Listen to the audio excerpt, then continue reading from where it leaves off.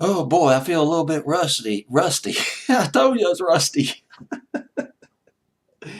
It's been a month since I made a video, so my goodness, I found out some amazing things about this next record I want to talk to you about. Mr. DJ back after taking a month off. Been doing some research related to charts and music, and that's still ongoing right now, trying to increase my knowledge base. And well, anyway, let's go ahead and start on this fancy playlist. Now, I said in a previous video that I was going to count down the fancy playlist first week of March of 1983, but since we're in mid-March 2018, I'm going to count down the third week of March 1983. Can you imagine 1983? 35 years ago. Forget about PCs. Forget about, well, there were cell phones, but there were those big clunky things with the antennas sticking out, which probably looks cheesy by today's standards, but state of the art back then. MTV in its infancy in 1983. CNN, 24-hour news, which we take for granted now, in its infancy in 1983. CNN started in 1980. My goodness. Well, let's go ahead. I'm going to start on this fancy playlist. One thing I want to tell you, back when I first started doing these fancy playlists in the late 70s and early 80s, I adhered very closely to Billboard's Top 40. So there is going to be some similarities between these fancy playlists and Billboard's Top 40, although there are a few differences, put in a little imagination. But let's go ahead. This is a 50-song fancy playlist. 50 songs.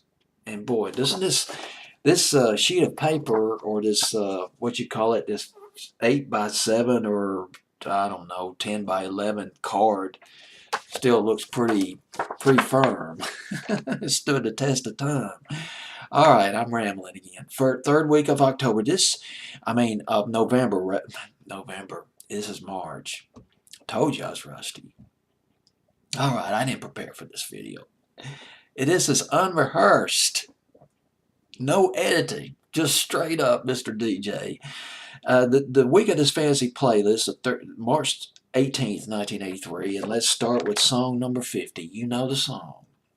This band, God, they had it both ways.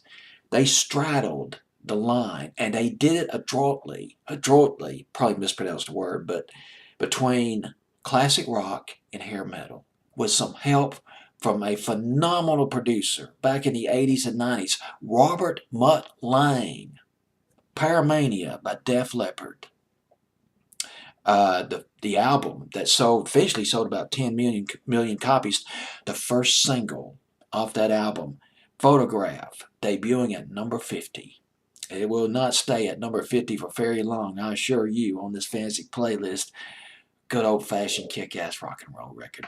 Def Leppard, they were kind of different from some of the other bands, the heavy bands back in the 80s, like Metallica, Judas Priest, and Queensryche, in the sense that they had a more slicker sound, and they appealed to women. They appealed to a large number of women. If you watch some of those old Def Leppard videos like Pour Some Sugar on Me, you see a large number of women in their audience. Their songs were just pop flavored on a heavy metal template, and they made it work. They had two huge albums in the 80s. Let's get to this record. Number 50, Photograph by Def Leppard, Paramania, produced by Robert Mutt Lange, who's produced albums by AC/DC and Aerosmith, among others. And I've already mentioned, these guys were really young. They were photogenic. They were made for videos.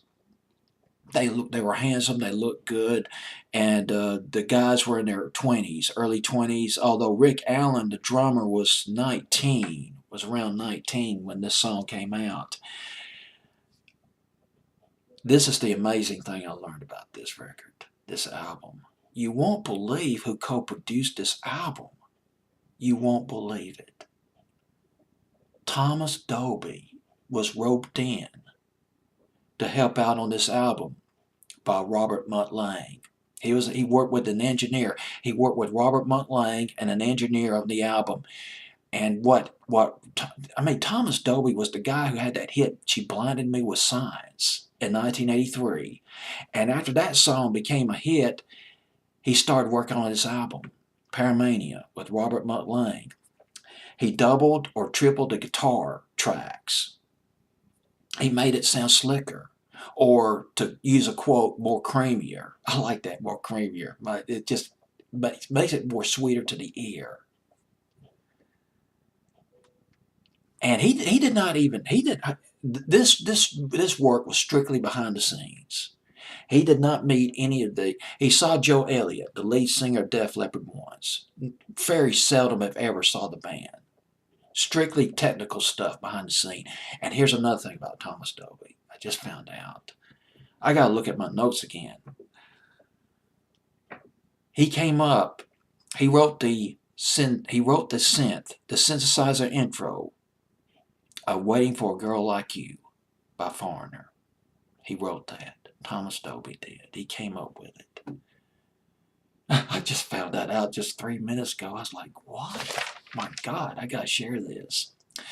All right, here we go. We're rocking, baby. We're starting with Def Leppard at number 50 with Photograph on my fantasy playlist of March 18th, 1983.